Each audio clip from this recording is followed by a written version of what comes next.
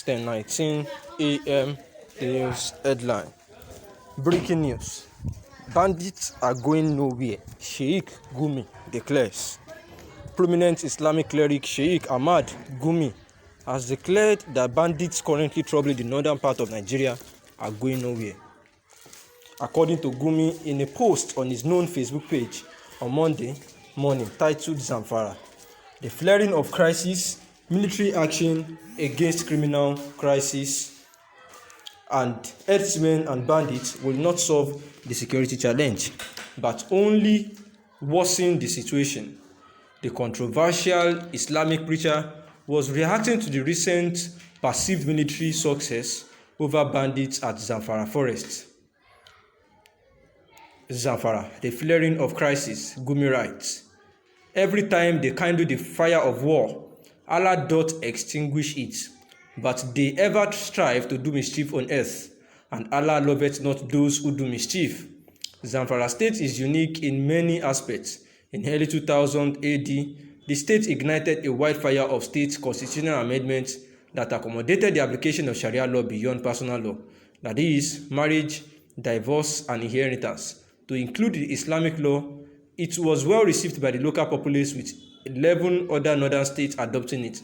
However, it goes without saying that the international community ruled by leaders are promoting sodomy and lesbianism in the garment of secularism, were at the forefront of fighting it.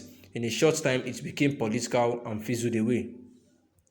If such Sharia implementation move had concentrated in literacy and economic empowerment, the kind of which we see in Saudi Arabia with its rich resources, Zamfara would have become a shining example of the blend of a religiously modern state proud of its development and modesty.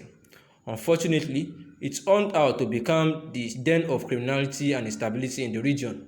For the Blues, in 2009, cattle rustling became rampant. Most of the cattle rustled were headed to the south in trailers, where they are sold and slaughtered. The massive movement of rustled cattle greatly reduced their population. Most of the rustling frost affected the rural herdsmen, and it became more elaborate in the northern western region.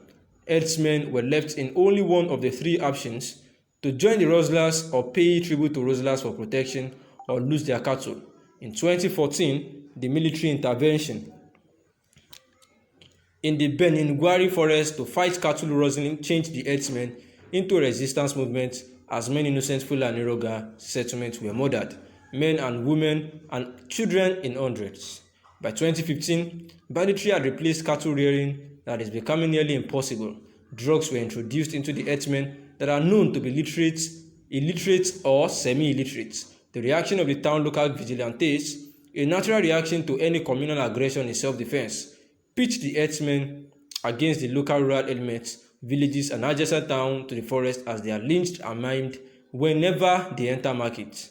Therefore, everyone became an enemy and a target. Fulanis and other tribes, Muslims and non-Muslims, were equally kidnapped for a ransom, most of which goes to buying weapons. Profiling of Fulani herdsmen became another motivative factor of more resistance and more kidnappings, which has now led to their metamorphosis into the monster the nation is facing today. We should also know that because of their educational status and lack of an effective or unified leadership, they have faced untold hardship at the hands of authorities, where they were extorted and stereotyped. It has been imprinted in the psyche of nomadic pastoralists that the authorities and their town dwellers are evil people that should be resisted, because they have no place to secure justice for their cases, no matter how innocent they may be. With the acquisition of weapons, they realized how it became to be the masters of their abode, the forest, where no authority can venture into.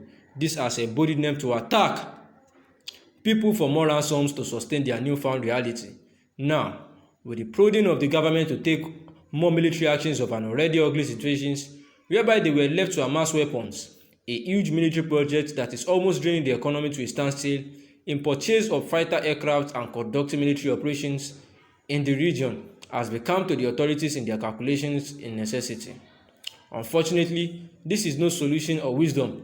When you don't have the monopoly of the instrument of violence, then dialogue has the monopoly of resolving the conflict. This is what the UN is all about. that is, roundtable resolution of conflict. What we are seeing is more than just criminals and criminality.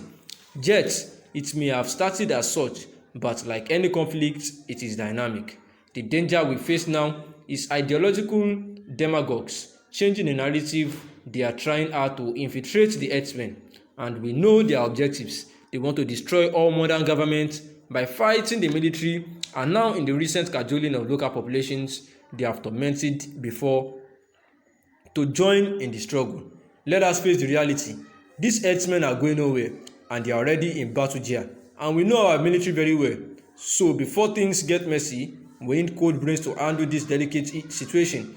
It is common sense that if you allow your neighbors to be your enemy, you are already conquered, because they can easily be used against you by other forces. As we see now, the herdsmen are ultimately used to destabilize the region, pauperize, and even depopulate it.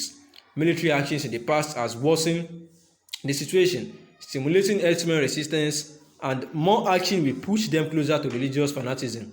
It gives them protection from discrediting them as thieves, and also reinforce their mobilization of gullible young unemployed youth, as we saw with Boko Haram. I have met many of the bandit leaders to see a way out of this gridlock.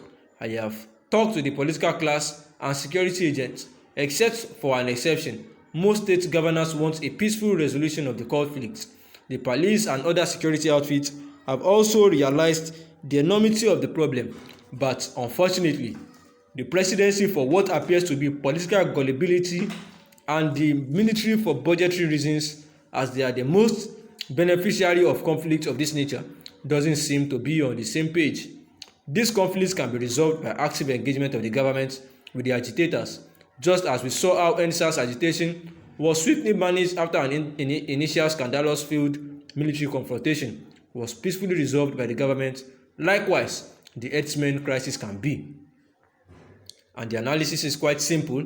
This is Sheikh Gumi that is advising the federal government of Nigeria that bandits are going nowhere, that all what the federal government needs to do is to find a way to dialogue with these people, that there is no wisdom in using violence in this kind of issue, that what can resolve the conflict is dialogue, because the federal government does not even have the monopoly of the instruments of violence, and roundtable resolution of conflicts, just like it happened in the EdSARS time, is the only thing that can stop banditry in the country. And he says that the measures that he has enumerated are cheaper, easier, and lasting than the kinetic approach which is now taking place. That no military, especially of a poor economy, can win a guerrilla warfare, and that the recent victory of the Taliban in Afghanistan is also a factual warning for those that are just contemplating on his advice. The time is 10:27 a.m. Good morning. Thanks for listening.